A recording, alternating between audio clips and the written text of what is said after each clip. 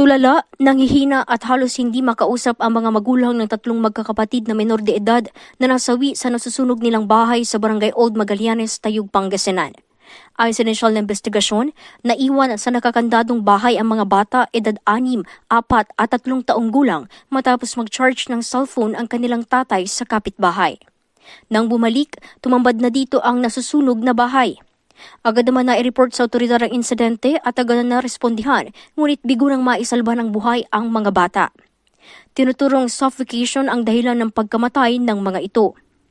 Humarap sa IFM News dagupan ng pamilya ng mga biktima, ngunit tumanggi ang mga itong magbigay ng pahayag matapos umani ng negatibong komento ang mga magulang na lubang nagluluksa dahil sa trahedya.